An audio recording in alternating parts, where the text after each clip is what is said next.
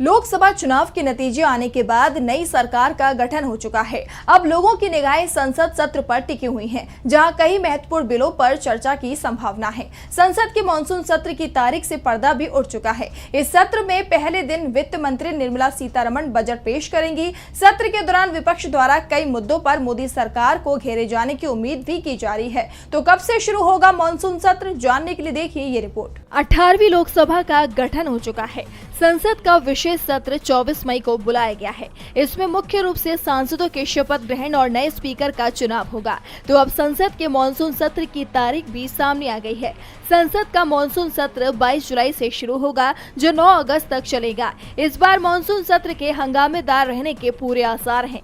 विपक्ष मणिपुर, अडानी, महंगाई, बेरोजगारी, अग्निवीर जैसे मुद्दों पर फिर से सरकार को घेरने की कोशिश करेगा। संसद सत्र के पहले कांग्रेस ने भी अपनी तैयारियों को धार देना शुरू कर दिया है। इस मानसून सत्र में वित्त मंत्री निर्मला सीतारमण भी बजट पेश करेंगी। हालांकि इसे लेकर कोई आधिकारिक घोषणा नहीं हुई है। वो देश की पहली ऐसी वित्त मंत्री बन जाएंगी जो लगातार 7वां बजट और लगातार छठा पूर्ण बजट पेश करेंगी। फिलहाल संसद के विशेष सत्र और मानसून सत्र की तारीखें तो सामने आ गई हैं, लेकिन लोकसभा स्पीकर को लेकर सस्पेंस अभी भी बरकरार है। टीडीपी और जेडीयू की नजर स्पीकर पद पर है। इसके साथ ही इस बात पर भी सस्पेंस बना हुआ है कि क्या सरकार इस बार लोकसभा के डिप्टी स्पीकर का भी चुनाव करवाएगी।